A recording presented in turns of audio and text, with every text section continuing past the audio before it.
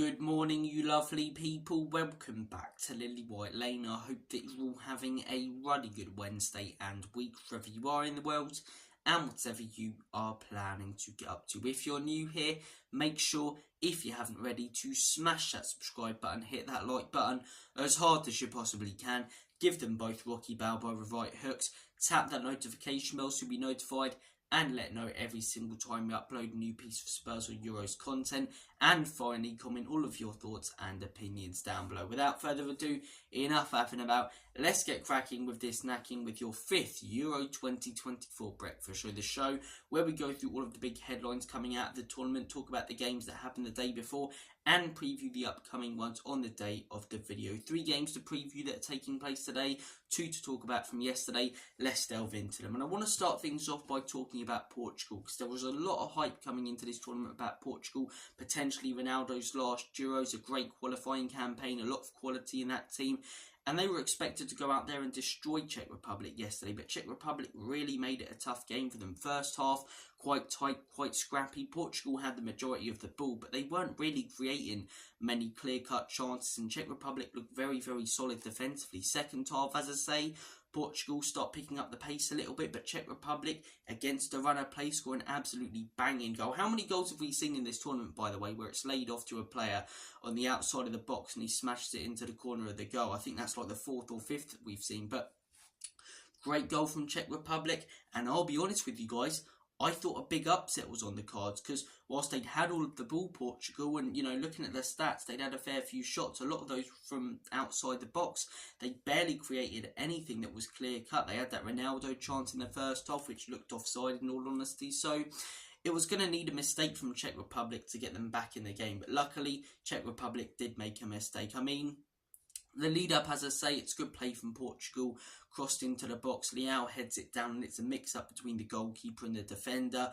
I blame the goalkeeper. He should be handling that and grabbing it, in all honesty. Pushes it straight into the defender's leg, and it makes it 1-1. And the game goes on. It looks like, okay, they're not going to get the win, Czech Republic, but they are going to get a point. And Portugal, as I say, a little bit of luck. Pedro Neto, the substitute, plays a ball in, sort of deflects off the defenders, as I say, right leg, and Conceição, the other substitute like Neto, scores the winner, takes his top off. A great moment for him. The 2 substitutes linking up, making a huge impact in the few minutes that they were on the pitch, and it's 3 points for Portugal. Not the best performance. I expected a lot more from them, in all honesty. You know, I didn't expect loads from us, loads from France. I expected Portugal to maybe go out there and score 4 or 5. They didn't.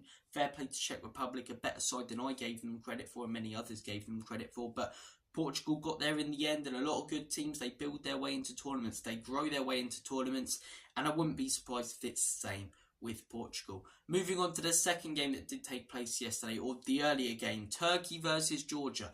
Portugal, as I say, is the one that will grab all the headlines. This was game of the tournament so far. It had everything. It had banging goals. It had end-to-end football. Goal line clearances. Massive chances missed. You know, open goal at the end. Crazy drama. Potential red cards. VAR checks. It was mad. Absolutely mad. And fair play to the Turks, as I say. They had a little bit more at the end of the game than Georgia, a little bit more quality, and I'd say that's the only thing that got them through, because Georgia looked very, very good. I didn't expect a lot from them yesterday. I think 3-1's a pretty harsh scoreline, but look, they played that counter-attacking game really well. They sat in fairly deep, and every time they countered, they were really quick, they were precise with their passing. Kvaratskhelia looking dangerous, and look, it was a great game. Turkey took the lead early on. As I say, a great goal, I believe, from their right back. From outside the box. We've seen a lot of bangers so far in this tournament, and it's felt like they scored another one straight after, you know, put into the back of the onion bag, ruled out for offside though. And a few minutes later, Georgia get it up the other end and managed to get a goal back. And from there, up until Turkey made it 2-1, I'd say they were probably the better team. They did really well on the ball. They looked dangerous going forward. And Turkey, whilst they were having possession, they looked quite slow, sloppy. They weren't really creating anything. But Arda Güler, take a bow, son. The Real Madrid youngster, 19 years of age, as I say, later in the game in the second half, gets it from quite far out and curls it right into the back of the net. It reminded me a lot of Heung-min Son's goal a few years ago against Arsenal. Remember that one in lockdown, which, you know, took the lead against the Scum 13 minutes in, and Kane scored the other one right before half-time. It reminded me of that one. Brilliant goal from Arda Güler. Georgia really put the pressure on from there, as I say, especially in added time. They had, you know, a shot cleared off the line by Turkey, and another one, as I say, narrowly missed. The keeper came up, and that's always a big risk. Fair play, you've got to take it when you're 2-1 down, as I say, but the keeper comes up, falls to matey boy outside the box. He can't control it. Turkey are away and get the 3-1 win. A brilliant game of football. You know, I can be a tactico sometimes, right? I'm a nerd for good tactics and inverted fullbacks and all of that. But I also just love a football game where there's no inverted fullbacks or false nines. Just two teams with big tackles and drama and banging goals. You know, it really felt like an old school football game. My dad said that as well. It really felt like a game from the 80s or 90s. You know, scrappy, big tackles flying in, end to end. Both teams taking big risks. It was great. It was really, really great, and I hope to see more games like that in the tournament. We may get one today because there's a fair few good games today. 3 games today. We kick things off this afternoon with Croatia versus Albania. Both teams coming off a loss. This is a big game. Both teams have great fans. This is not one to miss. A great afternoon game.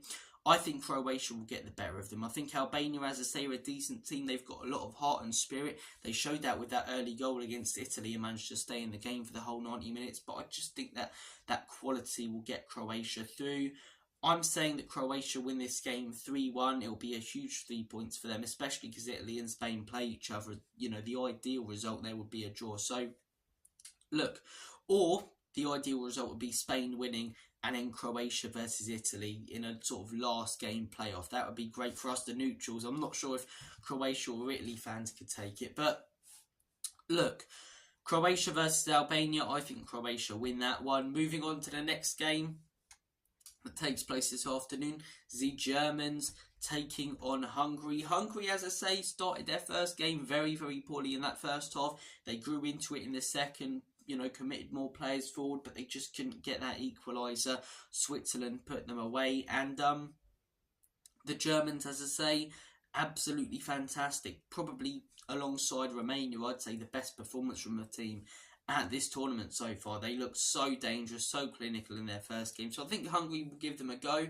I think they'll start better in that first half than they did in their last game. Obviously, a lot of hype surrounding them coming into this tournament. But I think the quality will be too much from Germany. I think the press will be too much, as I say. And I don't think Hungary are that much of a better team than Scotland. And Germany hammered Scotland. So, score prediction. It's a tough one. I'm going to go... I say it's a tough one. It's a tough one deciding how many goals Germany are going to score. I'm going to say 4-1 Germany. 4-1 Germany. Another big win for Germany in their home country. And look, leads us nicely on to the last game. Yes, sir. I can boogie, boogie, woogie. The Scotland are in action tonight. They may take our points, but they'll never take our freedom. That's a bad Scottish accent. If Scotland win tonight and, as I say, get through the group stage, it's their biggest achievement since Braveheart was released in cinemas. But Scotland, as I say, on tonight against Switzerland, they're going to lose, aren't they? They're going to lose. There's going to be all this hype around Scotland like there was at the last Euros. You know, heading into the tournament, so much excitement. Scotland can go far. This is the best team they've ever had. They'll lose tonight 2-0. I guarantee it. Switzerland have a little bit more quality than them, as I say. European heritage. They've done well in recent tournaments, especially in the last Euros, knocking out France and narrowly getting knocked out in the quarterfinals. I'm going to say that Switzerland win this game 2-1. I expected a little bit more from Scotland. I predicted them second in my predictions, but that Germany game was a reality check. There's a lot of hype about them coming into these tournaments and they never step up. Wales, on the other hand, when they're in the Euros, you know that they can pose a threat. They've made the semis before, got out the groups a fair few times. Ireland, as I say, great team, but especially in 2016, beating Italy. But Scotland, when they qualify for these tournaments, there's always a lot of hype and they just don't deliver. I wouldn't mind it if Scotland won tonight. It'd be cool. It sets us up for a great last game, as I say, between them and Hungary and obviously the Germany game. So, look, Scotland, as I say, they may give it a go. I just don't think they have the quality. I think it'll be a closer and tighter game than when they played Germany. But Switzerland, Granit Xhaka and Bolo, as I say, coming back from that near career-threatening injury and scoring that goal in the last game. He'll be up for this one. I'm going to say Switzerland win 2-1. Guys, comment down below your thoughts, opinions and predictions for today's game and yesterday's game. As I say, England on tomorrow. Obviously, we'll be discussing that tomorrow morning and the morning after on the Euro 2024 breakfast show. So, guys, stay tuned. Take care of yourselves. Have a smashing day. Enjoy all the football on the telly. And as always, come on you Spurs. In Big Ange we trust. Enoch and Levy out.